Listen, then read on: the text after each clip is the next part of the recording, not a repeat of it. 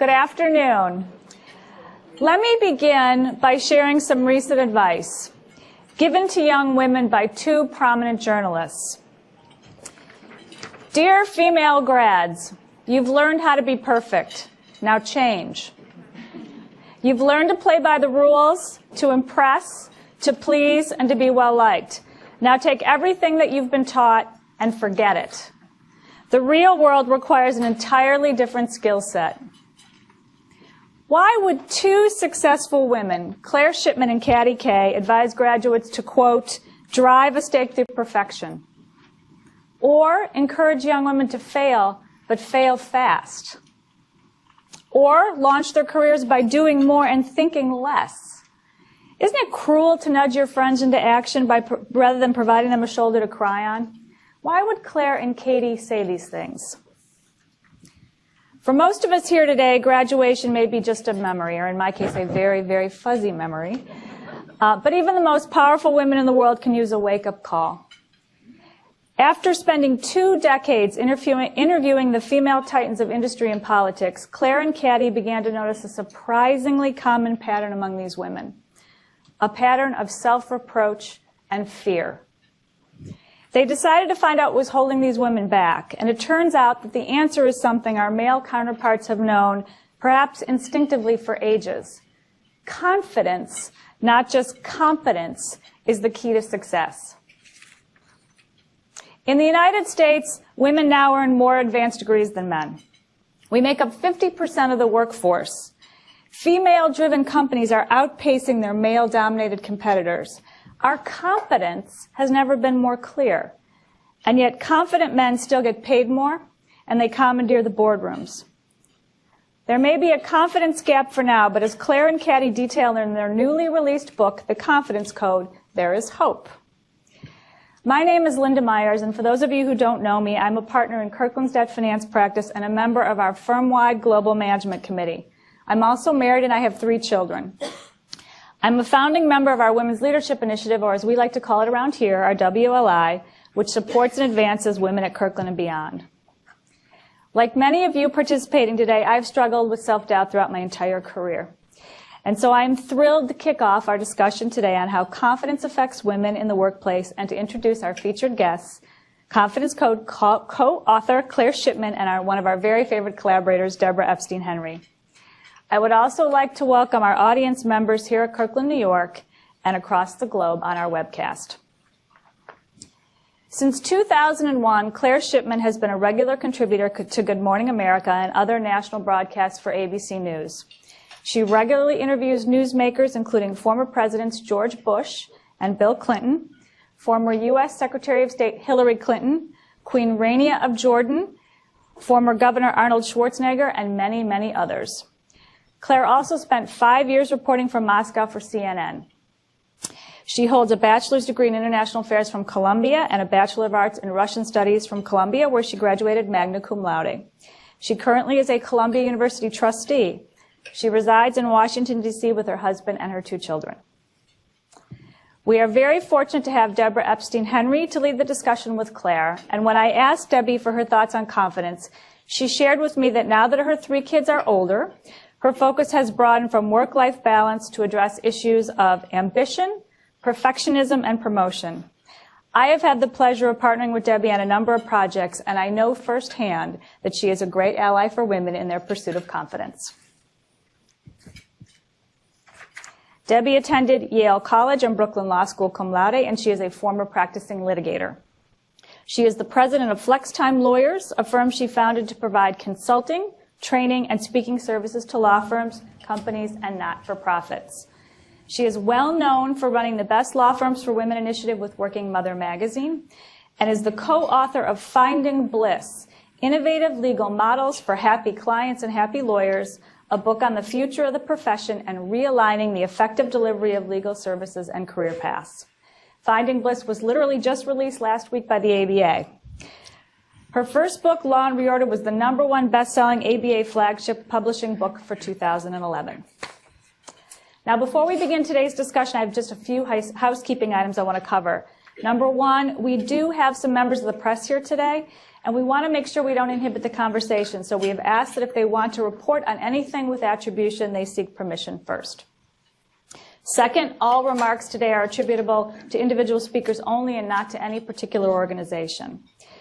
For those of you who are participating in New York, we're going to open up the floor to questions immediately after the discussion.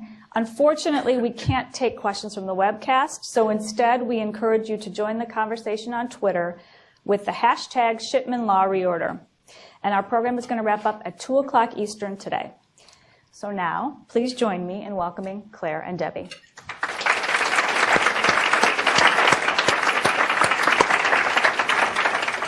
So Linda, let me start by just thanking you so much, and of course thanking Kirkland for hosting this incredible event today. I feel privileged to not only call you a colleague, Linda, but also a dear friend, and I will do my proper thank yous of Kirkland at the end of the program, but just really to say how delighted I am to be here and to have the opportunity to collaborate again with Claire. We had the pleasure of being introduced, I think, initially through a mutual friend, Diane Lazarus, a classmate of mine from Yale, who said, oh, Claire, interview Debbie for your first book, Womenomics. So that was such a treat, and thank you, Diana, who I think is listening. And then we collaborated for a Best Law Firms for Women event, and then I guess the most recent was you interviewed me for my first book. I know that was an abbreviated bio, so next to Clinton and Bush and those other names, it didn't say me, but my confidence is not impeded by that. I'm totally fine with it. And on the subject of confidence, I'm so relieved that I read Claire's book before today's presentation because it's a little intimidating to interview a Good Morning America anchor. So I'm all good. And I am testament to confidence can be taught. So we're going to get right to the subject.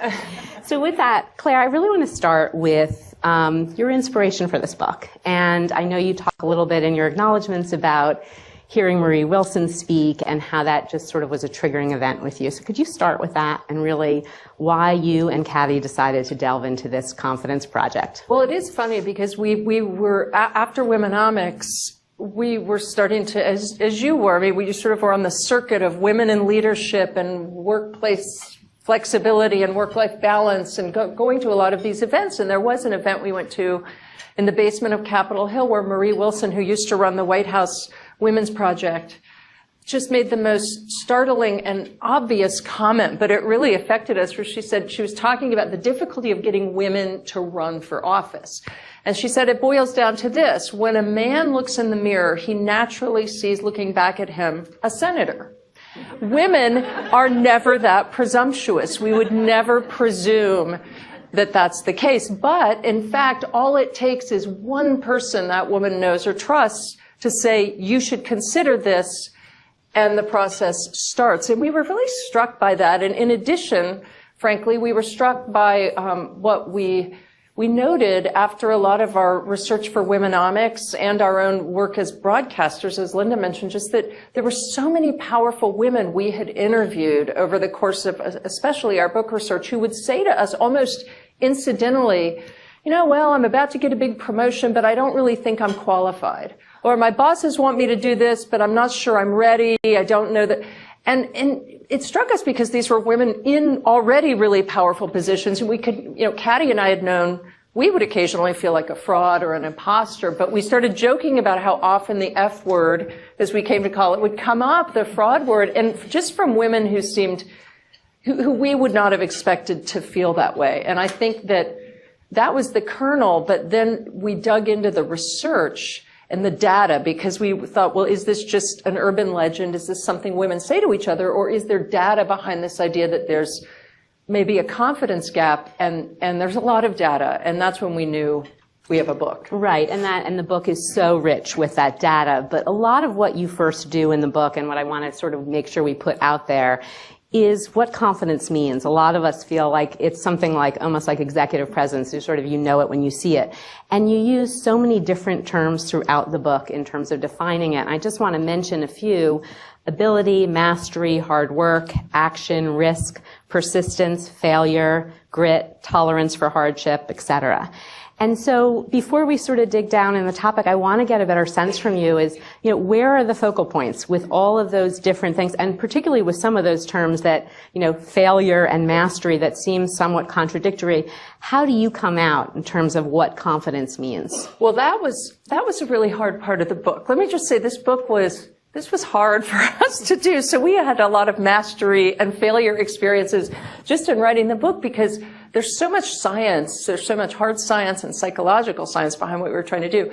And we thought, we thought exactly what you said. Well, you know it when you see it. We both thought, we know what we're talking about here with confidence. And then we started to try to define it for ourselves, and we realized actually what we thought of as confidence is really more self-esteem. So we were wrong right from the start. We thought self-esteem, which is the sense you have value as a person and you are valuable. We kind of thought that was confidence. It turns out that's not confidence. And this won't surprise you when you try to talk to academics around the country about what confidence is. There isn't always agreement. So we were just going through the thicket of experts trying to sort it out. But when we pulled the pieces together and we really reached a definition that we think is most useful for us and women, I think the one professor put it most succinctly for us, a professor at Ohio State University, and he said, confidence is the stuff that turns our thoughts into action.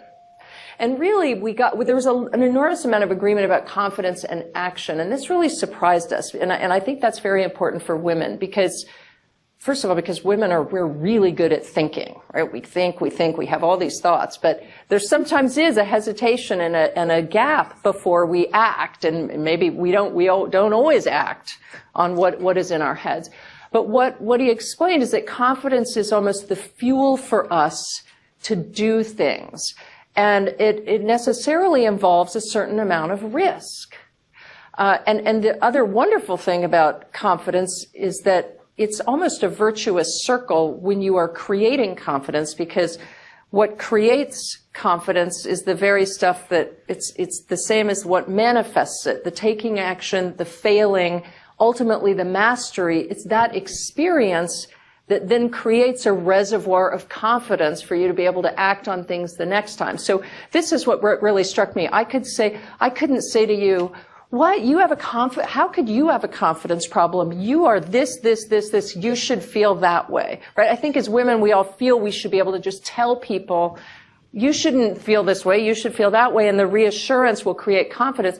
Confidence comes from our own experiences and what we have mastered and failed, and then therefore the sense we take that stuff and then we can say, oh, all right, I accomplished this worked out, there were some failures along the way, but now I can know I can do this. And without the doing, we're not building confidence. And I think that's what was so important for women especially. But I want to push back a little bit on that, because I know, particularly with the women in my community who've stopped working, when I've seen them in a volunteer platform, there's nobody who can stand in their way, and they're running that PTA meeting or that board meeting or school board meeting, whatever it may be.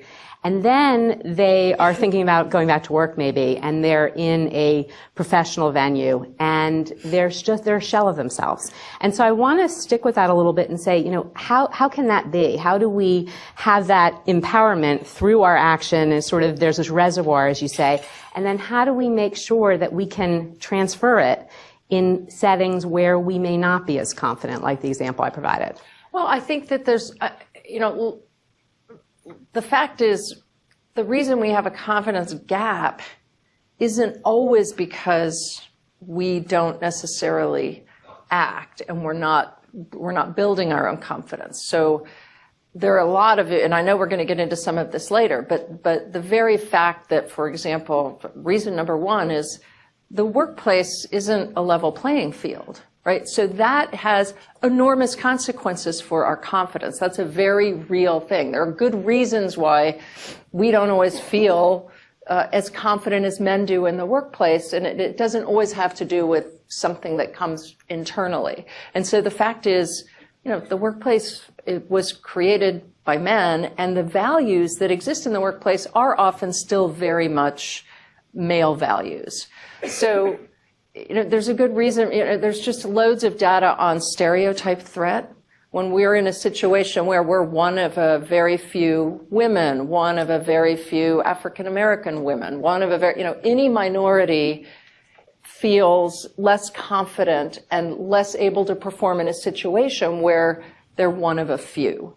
So there's just a lot of internal reasons why you might have been excelling doing things at the PTA or in a volunteer capacity, but you don't feel that those things are going to translate naturally into the work environment. So that's just one, but, and we should talk about this later too. I mean, there's a lot of, our perfectionism, our rumination, the fact that we just aren't quite judging ourselves accurately is all very important. Right, and we're going to come to that, and that is our first real mention of men, and I want to just pause and acknowledge and first really applaud the men who were brave enough to attend. My dad and my uncle were unavailable today, so I'm really grateful that we've got at least a handful. I know on the webcast, many of you are there as well, so thank you, and we'll come back to you, don't worry. I want to actually switch gears a little bit and ask you about one of sort of the big surprises in the book, and that was this relationship between competence for women and confidence. I know particularly in the piece that ran in the Atlantic Monthly,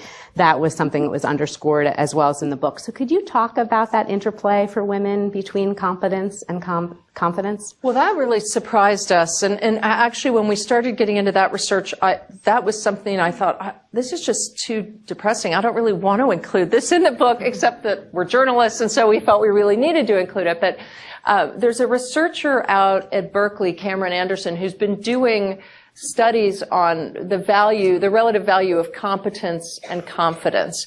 And I remember reading Caddy's notes because she interviewed him first. And when I first read it, I thought, oh, there's Caddy. She just wasn't very accurate. She actually transposed all of the information because he's saying in many cases that confidence is more valuable than competence for success. And I thought that is just ridiculous. Because of course women, we're all about competence. Right. We just want to get everything right. We think that is the ultimate value. And it was so hard to believe. We called him again. And sure enough, no, what he's finding in these studies is that in many cases, confidence trumps competence. And what he's doing is he's measuring his graduate students at the beginning of the term or of the year with a kind of fake history exam. And you just have to tick off the events you recognize, but he throws in ringers like Murphy's Last Ride or Queen's Shadow, things that didn't happen. And there are a lot of people who are really familiar with those historical events, as it turns out. But he follows these overconfident students over the course of the year because they're all they're working together in study groups and on projects. And at the end of the year, according to their fellow students, these overconfident students tended to be the ones who are viewed as more leaders, whose ideas are listened to more. They have more influence in their groups. And we found this really dismaying. But I have to say that a couple of silver linings. One, the gap between your confidence and your competence can't be too big because then that's really a disastrous result. But the other thing is, and this gets to pulling the men in a little bit, is that because in many cases it was the men who displayed more overconfidence, this was a very, it has to be genuine overconfidence, right? It's not bravado. So this is a genuine belief that you are more capable, really, than you are. And it may not be by much, but it's not necessarily a bad thing, I will tell you. Columbia University has done some studies on this, the business school, and they call it honest overconfidence because they found that in general, men tend to believe they're about 30% more able to do something than they are. And women, and this gets back to the data that we talked about. Women, on the other hand, we routinely underestimate what we're capable of. You mentioned some of that data. That was, Hewlett-Packard has done this study. They've done it, the academics have done this study that show that, you give men and women an exam, women will routinely, before they know how they've done, underestimate how they've done. Men overestimate, and the scores are almost always about the same. And I think it's so important because if we're doing that on an everyday basis, not just taking exams, but judging our writing, our ability to say something in a meeting. Women are just always erring this way. I'm just thinking how much I wish I knew this, dating actually. Invaluable, Now The raising dating 3 chapter. sons, I have enormous wisdom, but it's too late. In any case, what really I think has fueled the tremendous interest in this book has been this nature versus nurture concept. Is this confidence thing something we're born with? Can it be cultivated? And if so, how? So can you dig into that? And I think there are going to be some cynics among us that, okay, well, even if it can be taught, well, how much really? Because again, coming back to my initial question, it's a lot of it is, you know it when you see it. So talk, if you will, about how confidence can be taught and how you really understand that to be. Well, this week, once we started to look at all of this data, and I just want to give you one more example because of the data before I get into the sort of nature versus nurture, because this one we found really compelling. Zach Estes, another researcher who's been studying confidence directly, and this just kind of pulls together this link I mentioned between action and confidence. He decided to test spatial ability in men and women, and typically spatial ability, by the way, has been one area in IQ tests where men have scored better. Women tend to do better on the verbal reasoning, men on the spatial ability. So he used this first group, the men scored better than the women, but he looked at what had happened when he started looking at the scores in detail. He realized the women were skipping a lot of the questions. When they didn't know, they were skipping. They weren't answering, right? He told the next group, everybody has to answer all of the questions. The scores were almost identical. So interesting. So again, that link between sort of the doubt and the willingness to take a risk or act or however you want to put it, I think is so important. And so then we sort of thought, all right, is there some gene that men have that we just don't have that is enabling this kind of assessment of abilities or risk taking? What is this? And we kind of set off on the science part, by the way, thinking, oh, well, let's look at the genetics, but clearly we're not going to find that confidence is genetic. That's kind of preposterous. I think we thought it's probably something that's really heavily nurtured by parents. And by the time you're 10, you either sort of have it or you don't. Well, confidence is partly genetic. We talked to people who are studying confidence in rats, confidence in monkeys, as well as confidence in humans. And there's a lot of evidence that there are a number of genes that really do affect our confidence from birth. Some things we're born with. Some scientists estimate it's between 25 and 50% inherited. So, and the genes that come into play are things, for example, you probably know some of these, that affect neurotransmitters in our brains like serotonin, oxytocin, and dopamine. And at a certain point, this evidence was coming in, and Caddy and I thought, oh God, this is brilliant, because we're both TV reporters. We thought, let's get our own genes tested, and this will be so great for the book, and we'll find out, are we naturally confident or not? And it's not that hard to do now, to get your own genes tested, unfortunately. And so we spit into the tube, and we sent it off.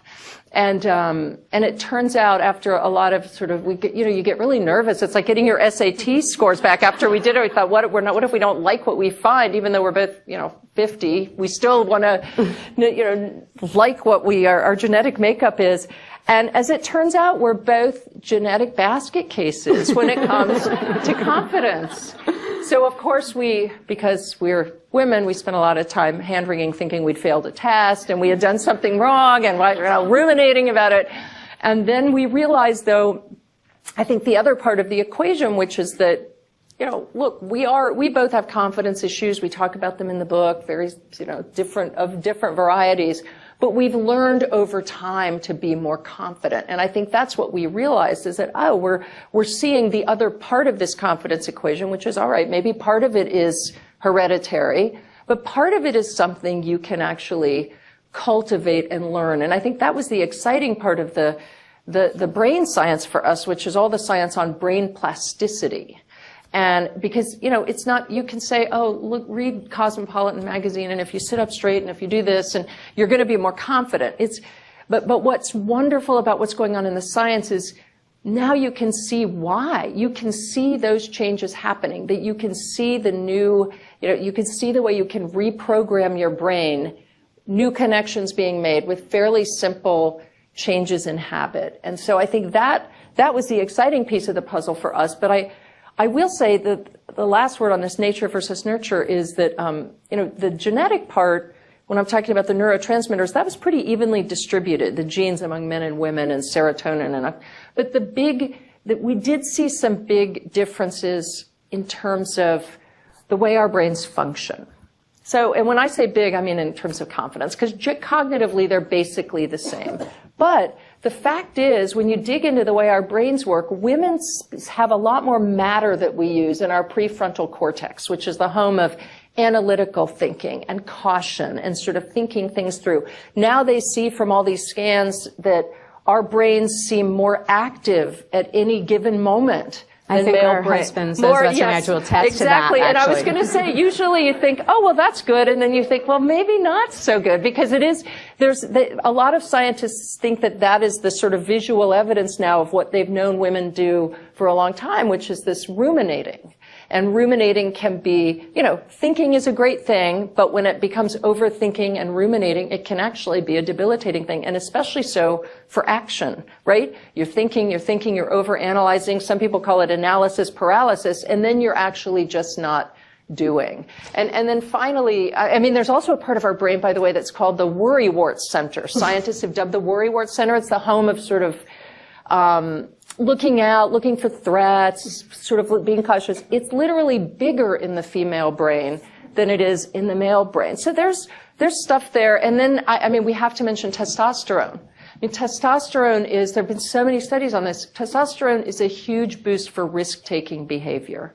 Men have 10 times more testosterone coursing through their bodies than women do. And it makes a difference. There's really interesting data on that. Estrogen, on the other hand, promotes it promotes negotiating, conciliating, problem solving. A lot of the things, by the way, that, as you've written about, I've written about, are incredibly valuable in today's workplace. But it doesn't necessarily help to promote risk-taking. Right. And so I think that's something important to keep in mind. So assuming you have us convinced that at least part of this confidence can actually be cultivated through experience and otherwise, we still need to acknowledge that it's quite uncomfortable. It causes a lot of anxiety for many of us to push ourselves to sort of project that confident image. So I guess I want to ask really, actually I should say that in a more confident way. I want to ask you, what do we leave on the table when we don't push for that confidence? Really, what's the risk here to us if we don't push through that discomfort and anxiety? There's just so many missed opportunities. They're hard to measure but you can imagine, what struck us was every woman we interviewed. We interviewed business professors at Yale who would say to us, I send out for publication probably 1/5 of the amount of papers that my male colleagues do, because I'm so focused on making sure that it's all right, it's all perfect, and I'm sending it to the right place. And in the meantime, my colleagues are just sending it everywhere, so their hit rate is a lot bigger. And guess what? Your career is based heavily on publication if you're an academic. So, and I think we can all translate for our whatever practice you're in what that means when you're deciding you need to spend. Here's how I think it looks. Let me put this a different way, because it surprised me to think about what a lack of confidence can look like, right? So it's not always somebody who's shy and retiring and not going to the mat for herself. Lack of confidence can look like perfectionism, as you mentioned earlier. It can look like somebody who just wants to get everything right so much all the time that she's not willing to take risks. So it doesn't necessarily mean you're not successful, but it does mean that you may be reaching a certain level, but you're not going to the next level, because ultimately, in all of these careers, you need to be willing to take a certain amount of risk. You need to be comfortable doing stuff you don't know how to do yet. Right. So along those lines, let's get very tangible here. What are some concrete steps that are things that we could all do to really move towards projecting more confidence? I think that what we found is that the most important for women, and I want to just say one other piece, and I think it'll put this in perspective for you in terms of our prescriptives, because we were struck, by the way, at all right, well, if women are struggling so much with confidence, why are girls doing so well in school? Right? What is the missing link here? Because if you look at all these girls, and we talked about this with the graduation when you introduced me, they're just it's all this sort of, they're acing everything. I mean, when you look at, it's the boys who people are worried about in terms of getting into college and getting through high school. And what we realized in Carol Dweck, I don't know how many of you have read her great book, Mindset, but what she said to us essentially is if life were one long grade school, women would rule the world, right? But it's not, and it's nothing like that, and the rules change significantly. And what women are not getting enough of as girls is failure and learning to take risks, because from a very early age, we are very, very good at sitting still, coloring within the lines, doing everything right, acing spelling tests, getting all the homework done on time, pleasing people. And let's be honest, a lot of us here might be parents, or who doesn't want that from your kids? If you're a teacher or a parent, we encourage that behavior, and pretty soon the girls/women start to feel really valuable for that very behavior, which is just perfectionism and people pleasing. And boys, on the other hand, are learning early on they can fail, they can annoy people, they can screw up, and because it just comes more naturally early. And guess what? But they learn.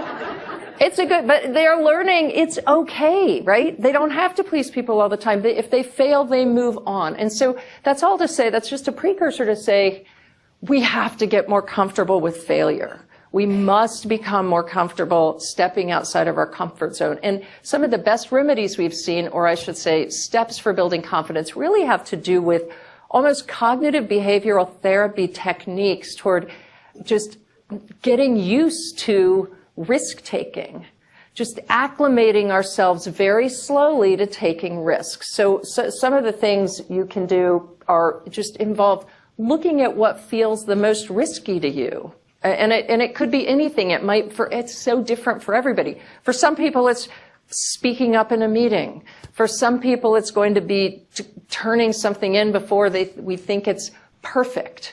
But you've got to identify what seem to be the riskiest, most frightening thing, and you have to start biting those off bit by bit and trying them and learning that it's okay. For some people, we've talked to a couple of people who say part of leadership is about being able to make a lot of decisions and move through them pretty quickly. And that can be really hard for women to do who are perfectionists, because we want to get all of these decisions right all the time. So one woman said she's realized that, a lawyer who told us in the book, I just realized I have to move through so many decisions in a day. I've decided, tell myself 10% of my decisions will be wrong.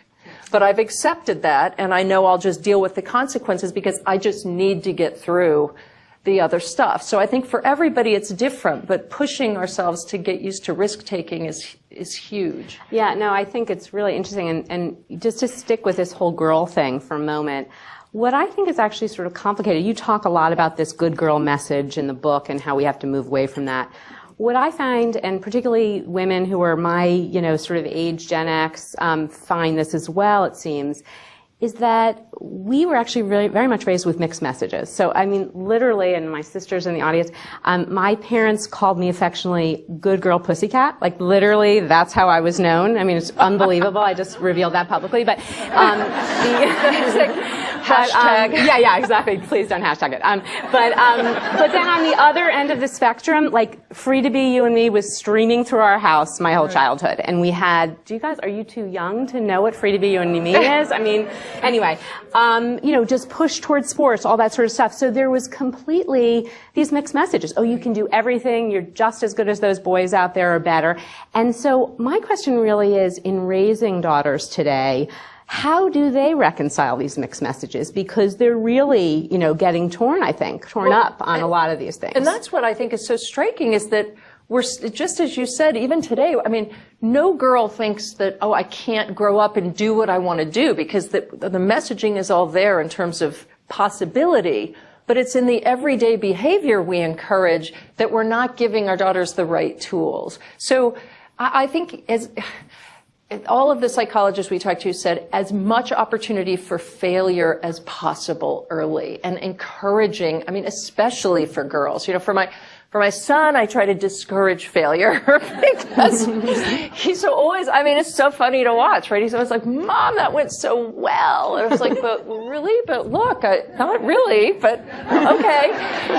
And I think just giving them the opportunity to take risks and also, but guide them through mastery experiences, which sounds very, I don't know what. Heady, yes. Yoga-like, or I don't know what it sounds like, but look for areas where they are going to learn something that won't be easy and they can struggle with it. And ultimately, literally, it can be frying an egg, walking to take the bus by yourself. I mean, it could be anything, but just try to, we all hover so much, and I'm as guilty as the next person because we want everything to go so well. And for girls especially, that's not healthy. And a lot of experts have said competitive sports, and this is kind of obvious, but competitive sports are just so important for girls because it gives them the opportunities that they're not creating naturally on their own to fail and learn to lose and just lose and get up again and get over it. And also just to be aggressive with each other, that you're not going to please everybody all the time. You can't be nice all the time, and that's okay. And I was really surprised that the data is that girls are still dropping out of competitive sports around puberty at 6 times the rate boys are. So despite Title IX and everything we see in the Olympics and women, and it all looks so great, the reality is girls aren't sticking with it right at a critical point when they would need it. And then there's the particularly vexing problem with girls, and the mothers in the room, I think, are experiencing it. And certainly the mothers of sons who are hopefully going to have granddaughters one day are thinking about it. What about tone and inflection and the upspeak and sort of that women, the girls have, that I want to be a lawyer, just all those questions that they pose, like, I really want this job. And you're sort of like, do you? I'm not sure. Are we Valley Girl again? What is this? But I think, how do we clue in girls about how much they're projecting in their tone, in the way they dress, in their physical postures, and how do we have time for this? This is a long one. It's like, wow, it's funny because we focus a little bit on the girls and women and appearance issue in our book, but it is such a big issue that we literally had to say this is in fact a separate book because we can't do it all. But on the upspeak, it's so interesting, and now I'm always so conscious of that now because we wrote about this in the book, and I think, did I do upspeak? I don't want to, and when I hear it in my daughter, it's hard. But one psychologist at the University of Michigan told us this was his pet peeve, and he would hear it in his female graduate students, and it just drove him nuts. But interestingly, he said it stems from maybe partly Valley Girl, but also women are trying to get people to agree with them. I mean, it's part of our style, right? That we want to seek consensus, and we do it even in the way we end sentences. But I think you just have to draw attention to it. And when you point it out, it's really powerful because once you start to notice this stuff, you can correct it. And I think women, my sense is that the younger women are so eager to learn this stuff that it's really powerful to have somebody taking an interest and trying to help. Along these lines, I wonder how much age and life stage really has an impact on all this confidence. Judging from what you said before, it seems like it would have considerable influence because of this accumulated experience. But what have you seen along those lines in terms of looking at women who are older and more seasoned, let's say, in their career? We have seen there wasn't a lot of data on women and confidence broken down by age. And so we, with the help of this professor, Dr. Petty, at Ohio State, we've created a confidence assessment that's on our website. It measures your confidence. And it's also giving them an enormous amount of data on women and men in confidence, but broken down by profession and gender and ethnicity and location. So we're not quite ready to publish anything yet, or they're not, but the early results do show that there's a pretty distinct link between age and confidence. For women, male confidence stays at a much more, just in a level place over the course of their lives. But for women, there seems to really be an increase and a high point right around 50, I think it is. It's nice. I'm 52, so feeling so confident, which is great. But there's also a link we found between, but they don't, in this particular one, they're not so sure what the chicken or the egg issue. There seems to be a link between income level and confidence. But they're not sure. We're trying to figure out how to measure. Is it that when you're earning more money, you do feel more confident, or the fact is you're a more confident person and therefore from the get-go you're more successful and it all snowballs. So they're trying to sort that out. I have a whole long list of, being over-prepared. Just, that's another thing we do in terms of compensating for the confidence thing. But I'm going to really be anxious to hear from the audience. Before we do that, I have one more thing I want to pose, and that is, we've talked so much from the individual's perspective of different things that we as women struggle with or we can be working on to improve. What can our employers do? What are some best practices that management at law firms like Kirkland and all across the country in terms of companies and law firms, what can they do to support women's performance, leadership, power, ambition, confidence, all those things? What are some steps that can be done? We've started to do research on this because there's been so much interest. We've had a lot of organizations come to us and say, what could we be doing specifically on the confidence question? And we found there's some really interesting best practices to think about. I think one of the most obvious in some ways is to think about the review process, because men and women interpret feedback and criticism in incredibly different ways. We had one banker say to us, just casually, and it got us really looking at this, well, I can give a 360 review, the same review results to a man and a woman, and the woman will think she's being told to leave, and the man will think he's doing a great job. And it's really that women we have an ability to seize on the one negative bit in a review and ruminate on it and just blow it to a proportion so we take things in differently, and a lot of companies have said that they're really starting to look at tailoring reviews and understanding the way the feedback is going to be perceived, that's critical. Sitting down and saying, what did you hear me say? What is your takeaway from this? It can be that basic, but it can also get much more complicated. Encouraging risk-taking is critical. And what the data shows is that the earlier you can start to encourage risk-taking for your female employees and getting them to, again, it's very comfortable to stay in our comfort zones, and it can be very comfortable for managers to manage people who are just comfortable where they are. But recognizing that women may not be quite as likely to say, I'm going to stretch and ask for that, and to early on encourage some of that to happen as much as you can. And to we've talked to a number of organizations too that have said to us candidly, they have so few women in really senior positions, they're not eager to put them in risky situations because they don't want anything bad to happen. And so some of the most, talented women aren't really being given the chance to flourish even at the very top. Meeting management is also essential. There are ways to manage meetings. There's a great book, I think that's going to be coming out soon, that Cass Sunstein has written on groupthink and how meetings and groups work together well. But assigning specific roles in meetings instead of letting it just kind of be a survival of the fittest and whoever's the loudest and can talk the longest, because you just actually it's not good management. You're not using your talent very well. And with women, again, give them a role. Say, this is what I think you should do.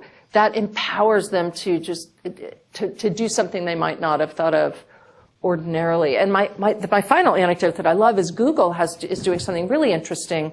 It's called the nudge. And what they found is that because at Google, it's a self-promoting culture. You have to put your own hand up when you think you're ready for a promotion.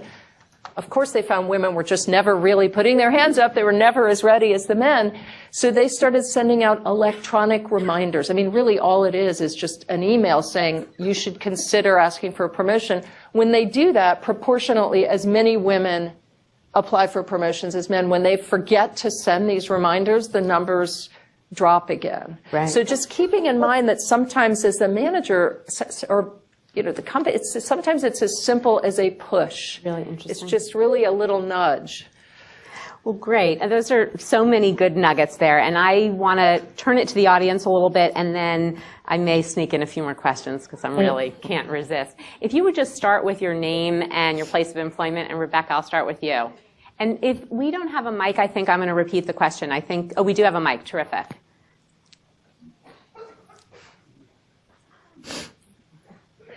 Hi, Rebecca Fine. I'm a partner at Schindler, Cohen and Hockman. Paul Tough, in his book How Children Succeed, arrived at a lot of the same conclusions that you did concerning the importance of failure in determining outcomes of children who were ultimately found themselves to be more successful in life. He also considered that optimism was a really important ingredient. And I didn't read your book, and I look forward to it. But to what extent did you find that that was kind of an essential ingredient in the makeup of the confidence code? So I think optimism is heavily related to confidence. And in fact, what we could, so there's this, we talked about Martin Seligman, and he's done so much research on learned optimism. And I think especially when you're looking at optimism as something, the definition of learned optimism, which really has a lot to do with, I can do this. I have power to make things happen. It's very similar to this definition of confidence, which is what turns our thoughts into action. So there's a real action component to both of them. And ultimately, I think there's a lot of overlap in terms of just the belief that you have the power to affect things. And optimism, it's broad like that. And confidence is about, I think I could do this or that more specifically. But I think that both of those things reinforce each other a lot. Although, Claire, I want to probe a little bit more on that because we've talked, and we have a mutual friend, Gretchen Rubin, who really has that similar philosophy, and you push back on that in your book, and you say you guard against this fake it until you make it sort of thing.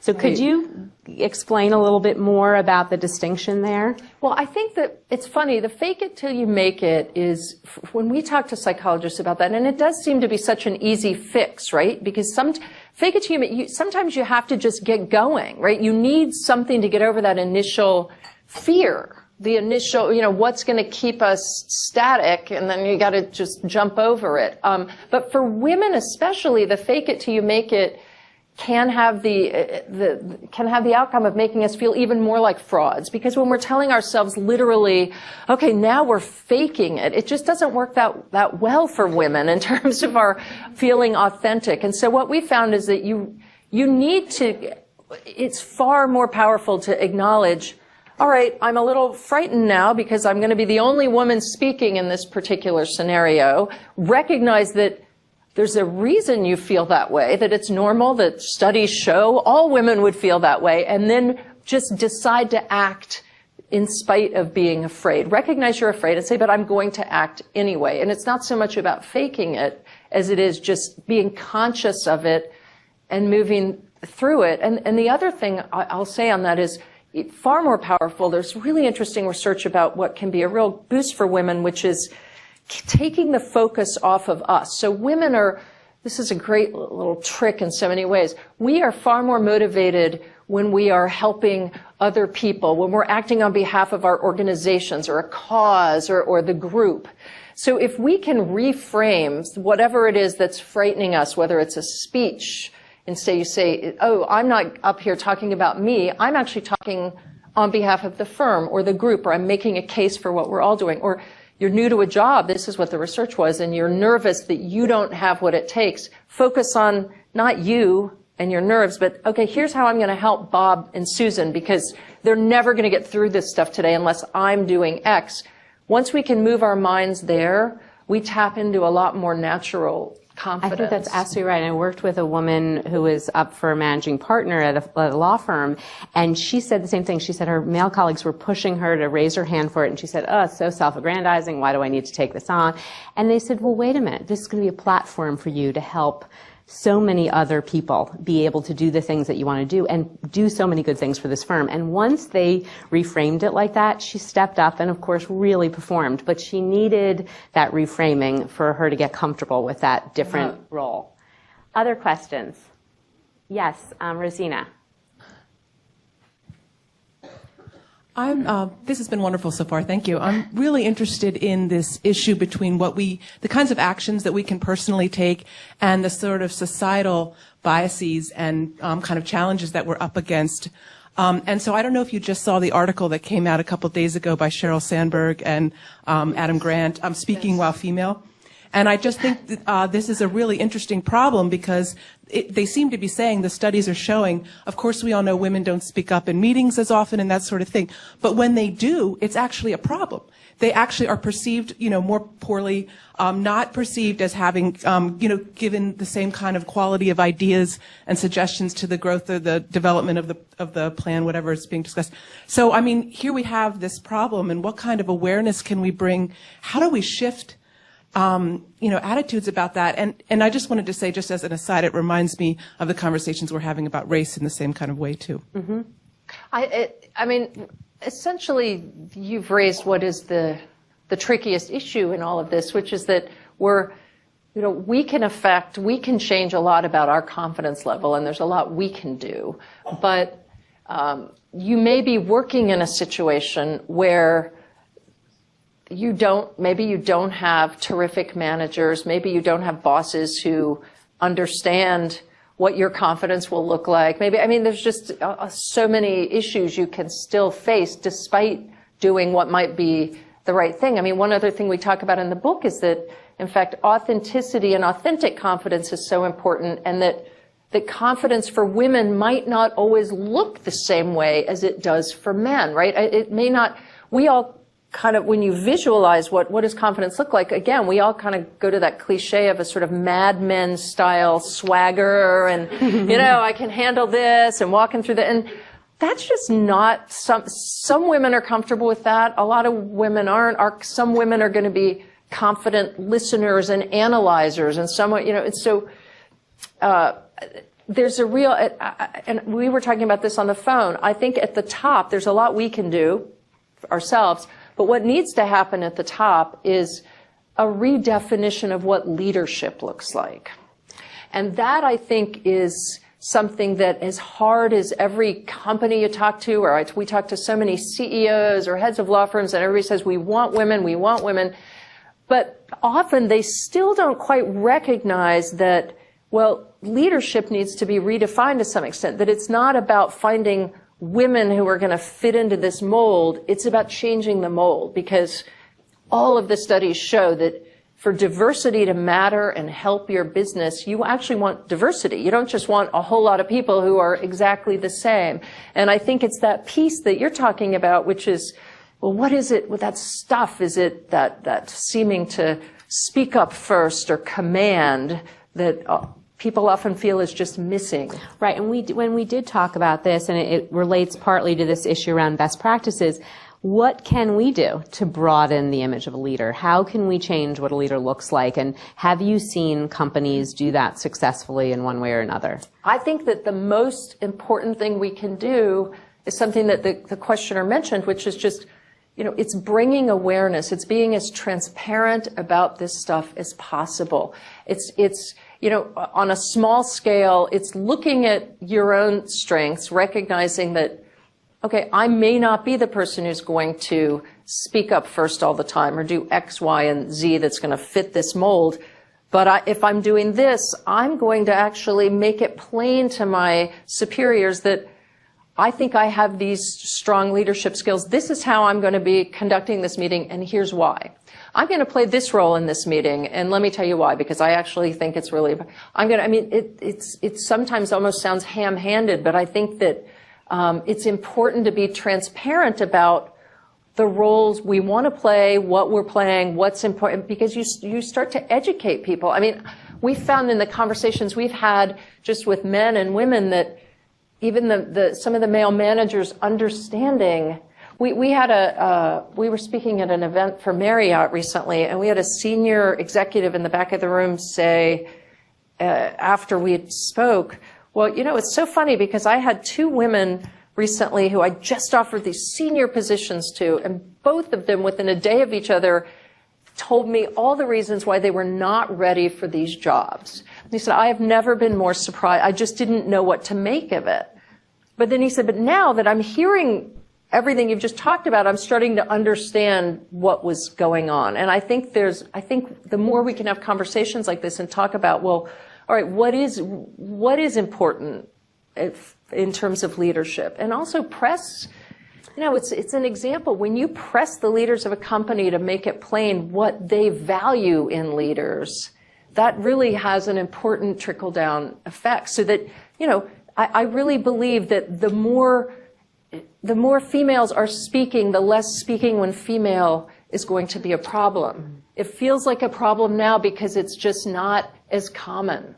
Yeah, and I've seen also when there is really a different type of female leader at a company or firm, if that company or firm then really highlights that person and profiles them, that can really be helpful. And I think also clearly in the legal profession in particular, or a client-based profession, when clients are recognizing those female leaders, and that's incredibly compelling because they're driving the business and paying the bills and all that sort of stuff. Absolutely. So, other questions, Melinda?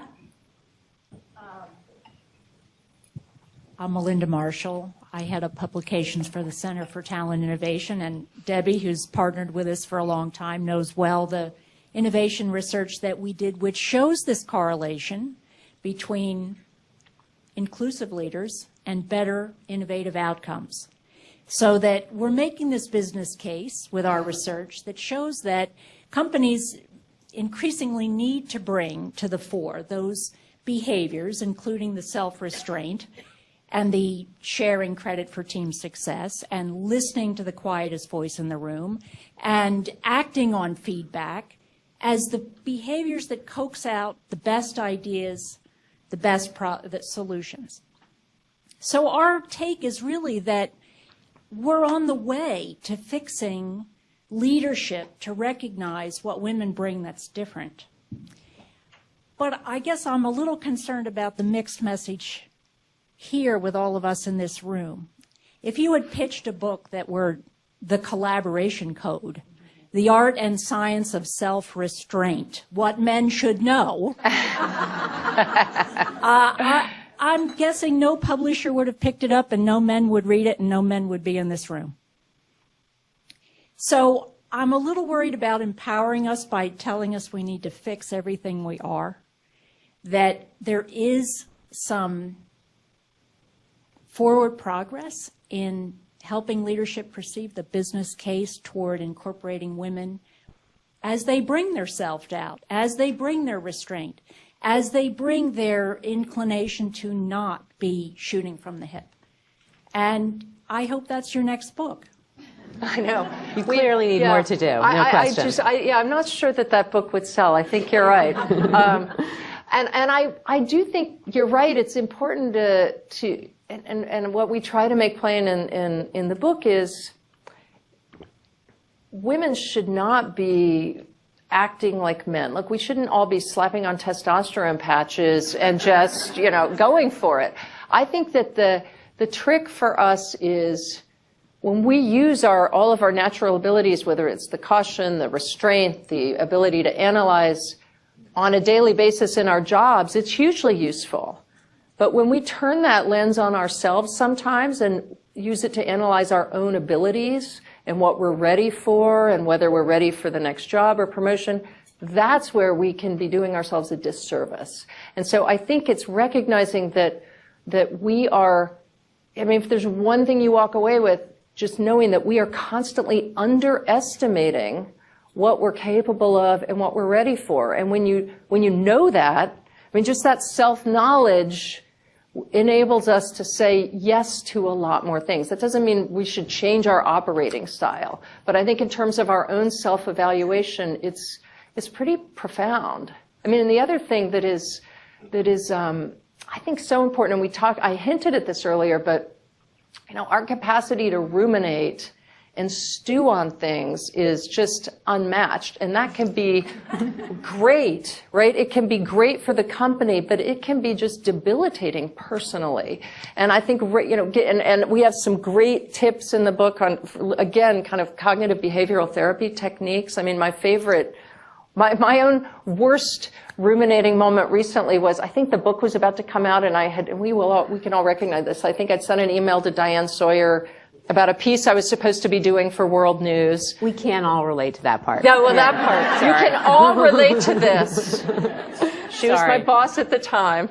And of course I didn't hear back right away. So within 2 hours, I'm thinking, ABC's really mad at me because I'm working on this book and I'm not doing the work I'm supposed to be doing for ABC. And then a day goes by and I haven't heard, and I'm thinking I need to call my agent. Maybe the whole company's mad at me, and then these things go on and on. But really, you can take a situation like that, and it's just, the research is so interesting. If you can find one alternative explanation that you can tell yourself, and what I love about the research is it doesn't even have to be a reasonable explanation, right? Anything works. It will change that sort of habitual spinning into something else, whether it's, oh, well, she just got back from a trip, or she just did this. So I think of it more as, look, you're right. We shouldn't be just trying to do a wholesale change, but I think it's recognizing where there are areas where confidence would actually just make us feel better. One of the women we interviewed for the book is a Buddhist expert, and she said she thinks of confidence as a kind of energy and an ability to move toward things wholeheartedly. And I thought, gosh, when do I do that? Without holding back. That is just such a great, it just was such a great image for me, and still a little bit aspirational, I have to say. But. And I think that subject Melinda raised really can pervade so many issues that women discuss. I mean, the one that comes most readily to mind to me is this Queen Bee syndrome. Should we outwardly be talking about issues when women are not supporting women? And a lot of us don't want to go there because we don't want to out the issue and create, some sort of fueled stereotype and things. But again, in my mind, these are issues that are out there. They're more than anecdotal. And if a lot of us are empowered by information and can laugh really at ourselves in some respects about how ridiculous this thing is that we're ruminating about, it can be affirming, and ideally we'll use that. And I can attest, having read the book, that really it gives you all those things, and you sort of find yourself giggling like, oh, I thought that too, how ridiculous, So, Yeah. Other questions? I'm trying to, your name, sorry. I know where you're from. Yes, Encore. Same law school. That's right. Yeah, Welcome. from encore.org. I have two daughters who are in college, so this is a subject that's near and dear to my heart. One is in a co-ed college, and one is at a very good women's college. And when she chose the women's college, what she said to me was, the reason I've chosen this college is because I want to develop more confidence. So she's a freshman now. She's been there for a few months. And I've been really struck about the scaffolding of expectations and just more accountability for these women. And things like the fact that even though 2% of the college students in the country have come from women's colleges, something like 20-something% are in the legislature. She's now struggling with whether she wants to stay. For a whole host of reasons. And I was just wondering what your thoughts are, or what the data says about the impact of these kinds of institutions on women after they get out of them. Well, there is good data, both on all-girls schools and colleges about those being particularly rich and supportive environments for success and for confidence building, and for women just feeling, again, a little more empowered to take risks. It's funny, we did do some stories or some reporting, I guess, with some Georgetown students, some of whom said they had been to all-girls schools as high school students and found the transition really difficult. That they found that, they were so used to speaking up all the time, and then they would look around in these classes and realize, well, in college, the girls weren't speaking up as much, and they started to slowly fall back into the shadows a little bit, which I thought was sad. But I think that it's, I don't know what the case is for your daughter in particular, but they can just be incredible environments. At some point you do have to make the transition, right? Because we're not in an all-girl world. But I think that the early experience is is really powerful, and the data does back that up, exactly what you said, in terms of success in obvious ways. Just a related issue I just want to raise with you. We talked about this before. Anna Fels has done some great research around women and ambition, and you talk about ambition in the book. And I wonder what you see as really the interplay of those two things, and more importantly, how do we make sure that both confidence and ambition are not dirty words for women? You know, it's interesting.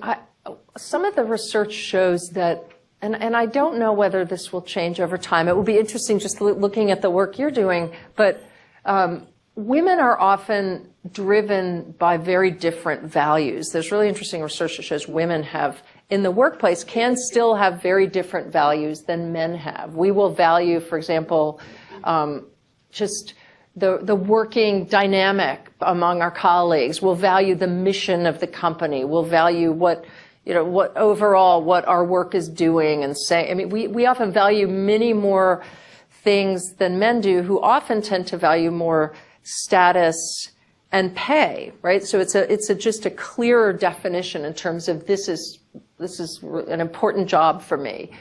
And, I don't think it's clear yet from the research whether, so some of you could look at ambition. Well, how do you measure ambition, right? Because I think some men or male bosses will find it perplexing, the choices women will make, when it's not always about the bottom line. Mm-hmm. And I think that's, there's still not a lot of research as to whether that's shifting, and the more women are running companies, maybe our values will start to change. But I do think there's a sense of community values that women often bring to the table, and I think that's mistakenly viewed as a lack of ambition. Right. And I don't think that's always the case.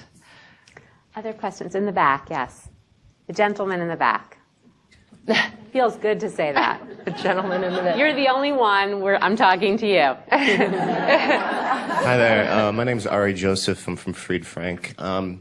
You had mentioned before that women are oftentimes perfectionists, and that you shouldn't necessarily be perfectionists. For example, you said perhaps not turning in an assignment when you think it's complete. I'm curious if you would give that same advice to women of color in the workplace. I don't know. I think it's, I think that women in general, and we didn't see, a big difference in terms of perfectionism. In our study so far, this study I was talking about from Ohio State, interestingly, although we're trying to increase the sample size, it is pretty big. In terms of women and ethnicity, African American women show more confidence than Caucasian women, who show more confidence than Asian American women. So I don't know, we don't know what to make of that, really, but it's interesting to us. I think we have different sections in the book where we talk to African American women about the different struggles, because you sort of have the double minority issue, and how you're just constantly aware at every moment what everybody is thinking about you when you walk into a room, and what judgments are being made.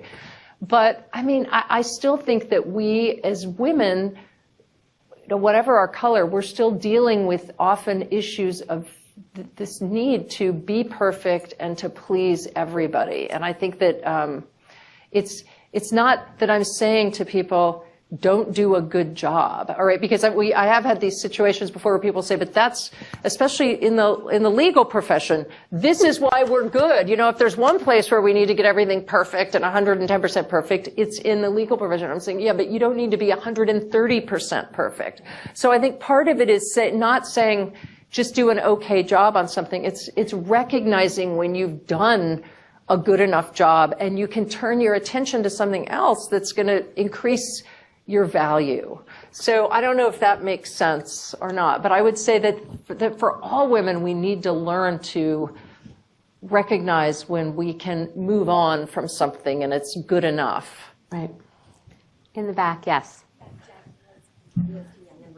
If you just speak into the mic, yes. I was just curious, you mentioned a little bit about brain chemistry and testosterone and hormones, and I'm wondering if any of the research shows anything about sort of women and aging and sort of post-menopause, post-kids out of the house. Is there hope?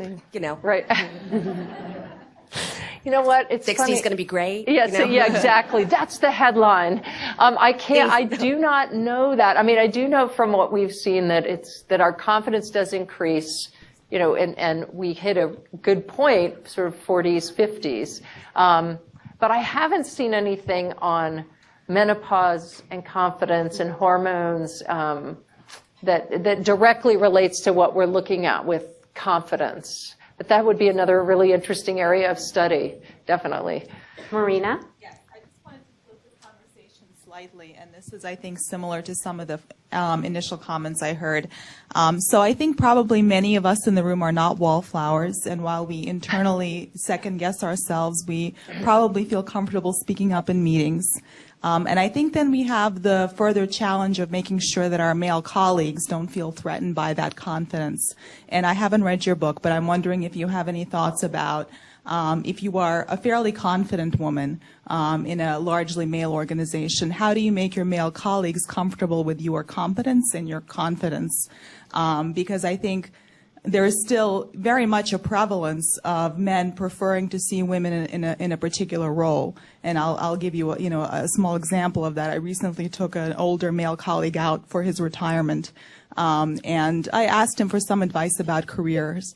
And he had, generally good things to say, at the end of which he said, but when you sing, because I have, sung in the past at the organization, you transform yourself into this, very serious person, into this, and it was very clear to me that, as an older man, he preferred to see a woman in kind of a different role than one, having views and opinions and kind of bossing people around, so.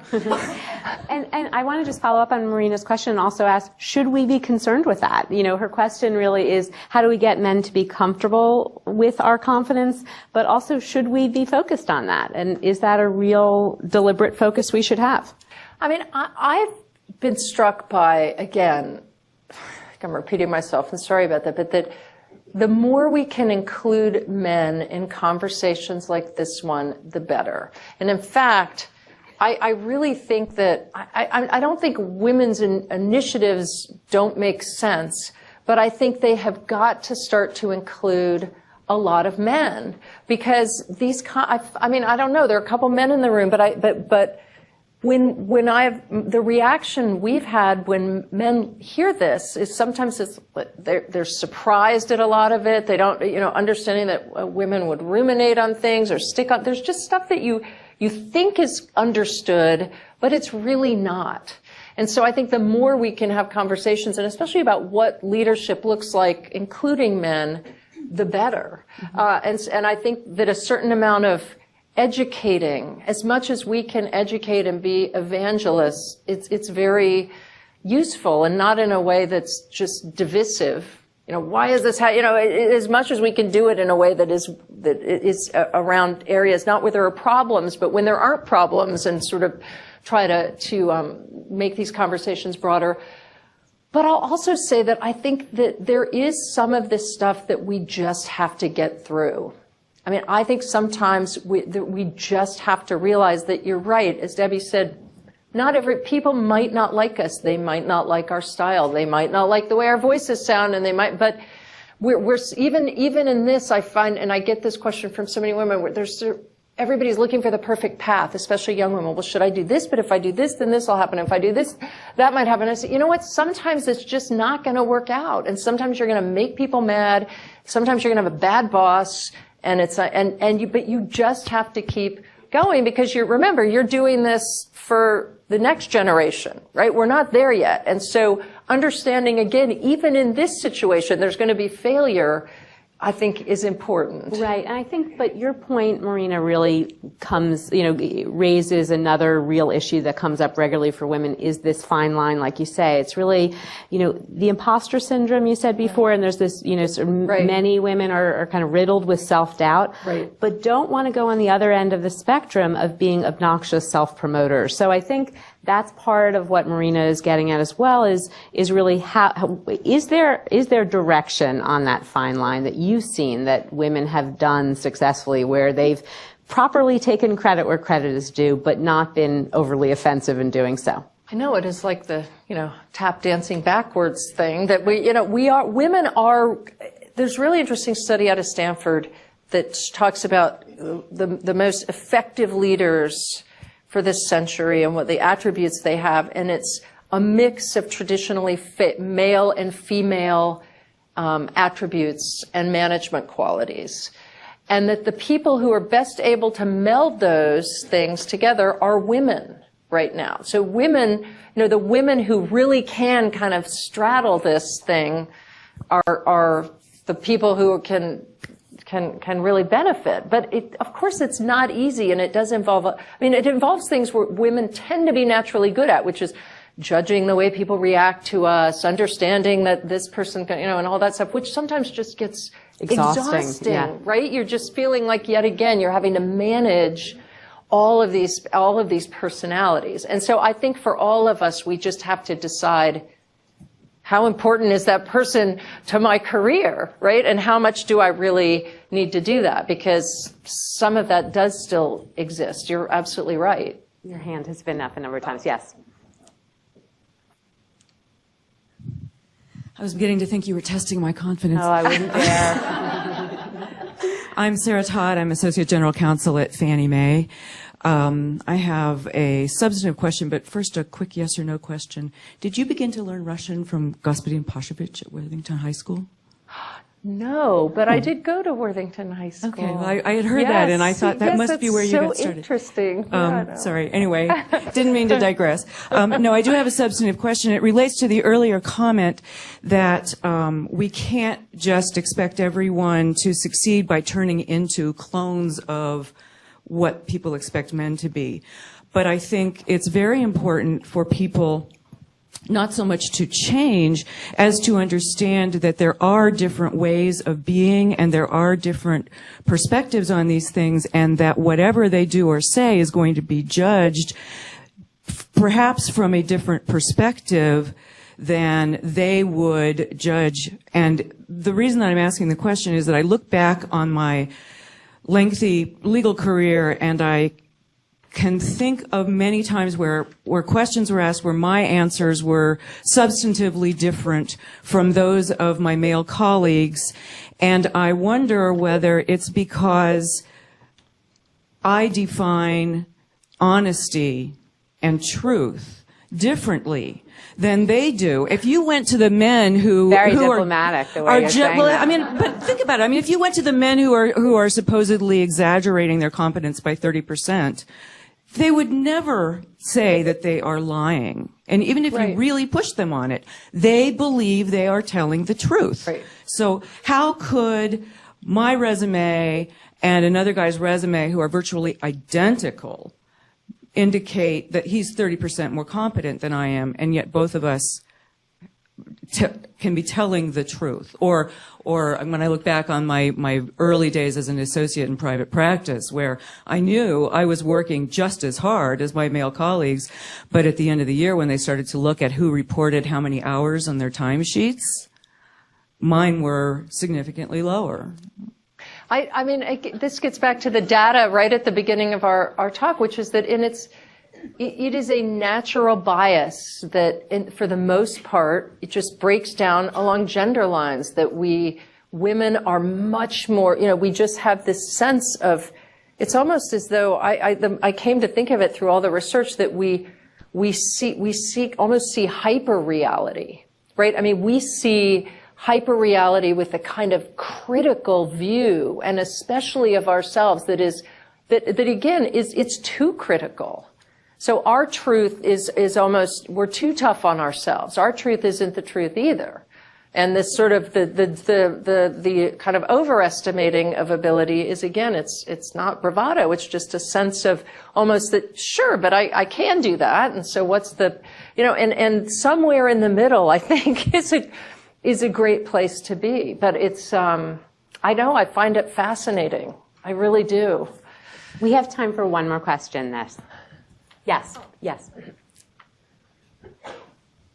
Deborah. Hi, I'm Deborah Stair, and I currently have my own practice.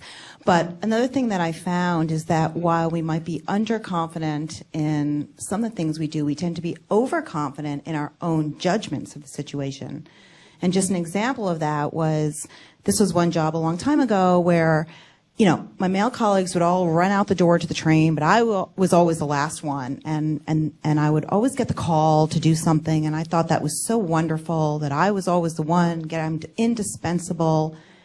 And at the end of the day, and I won't say all, it came out that, you know, my boss thought that my male colleagues were more efficient than I was because they left at 5 and I didn't. And I learned so much from that because I had in my mind the way I thought my actions were being perceived, and I was completely wrong, you know, in that. And I learned a lot from that. So that was a failure, obviously, that I learned from. But it also made me realize that while we can be very flexible and, you know, non-judgmental, we also create a reality, like you said, where we choose maybe the worst possible way to interpret something or the worst possible world to live in, and then just stick with it without, you know, noticing that we're even doing it. Yeah, and it is true, the issue of that we think that people will notice, right? That's the other thing. We just think if we're working hard and we're doing this stuff that somehow somebody is finally going to say, aha, I see what you've been doing and therefore you should. And I think that's another area where we can learn and say, you know what, no, I think we just have to go sort of knock on the supervisor's doors and say, hey, let me just tell you what I've been doing, because they're not paying attention. They're really not usually, you know, so it really, it's helpful to remember that. Very quickly, Naria, really quick. Sorry, Yes. I've been trying the whole time.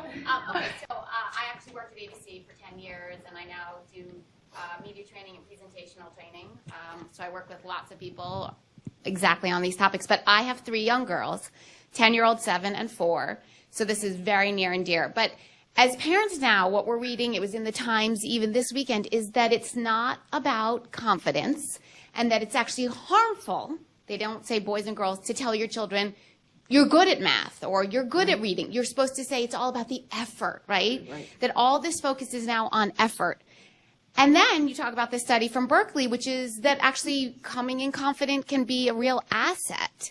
So it's a bit confusing, and particularly as a mother of girls, to think about how you straddle this correctly, because I do obviously want to raise 3 very confident girls, but I've been really focused now on when they come home and they get 100 on a test saying, well, that's because you put in a good effort, you know?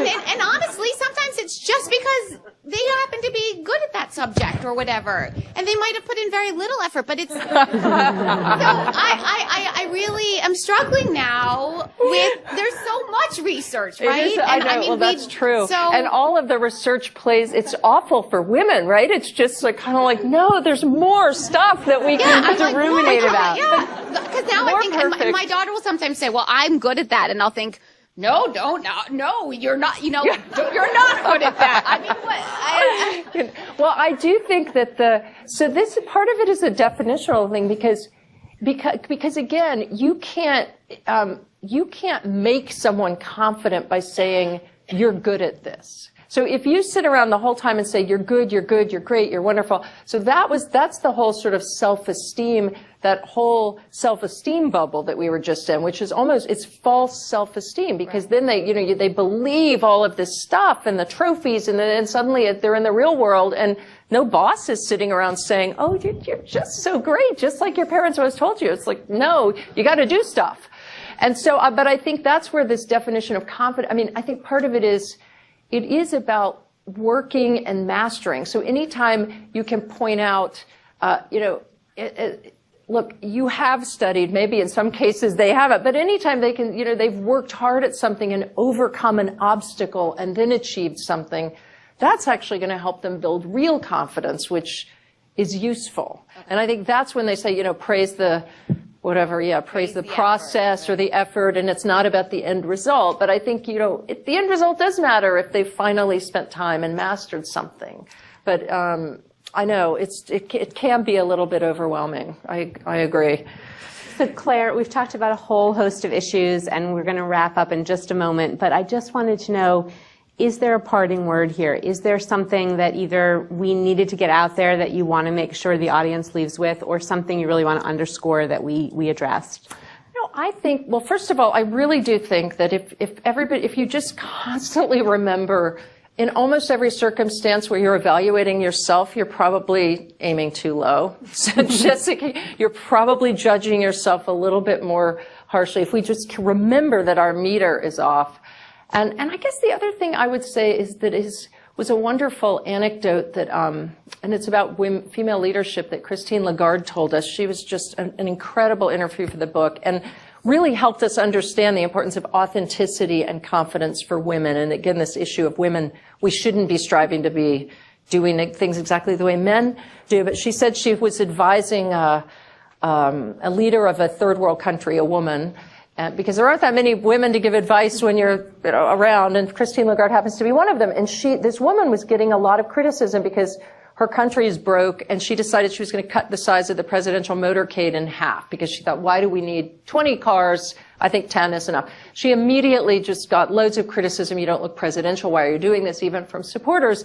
And Christine Lagarde told us, and I thought this was counterintuitive. She said, no, I told her to stick with it, and she should just dare the difference and not even, and make an issue of it. She should embrace it as an issue and explain why she's doing it and why that is something she feels passionately about. And I think that really resonated with us in terms of just, owning, when we talked about this transparency and having to, own what is different and what we're doing differently and try to be transparent about it. Don't hide, and try to hide it, and really just think about what authenticity and what your authentic confidence really is and what it looks like.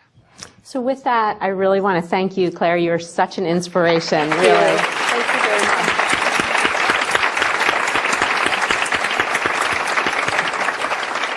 I also really want to thank Kirkland again, and forgive me, but I have to mention all these names because the people who made today happen are just tremendous and deserve acknowledgement.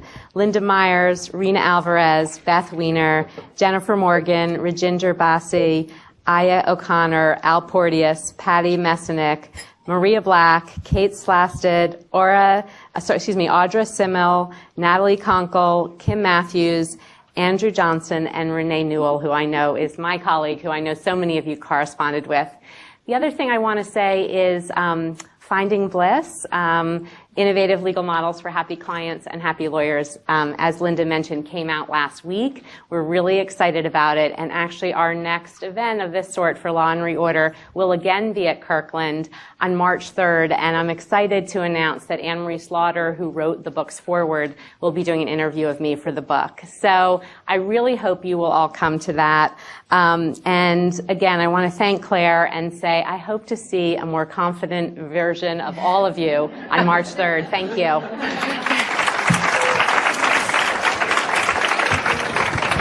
That was great.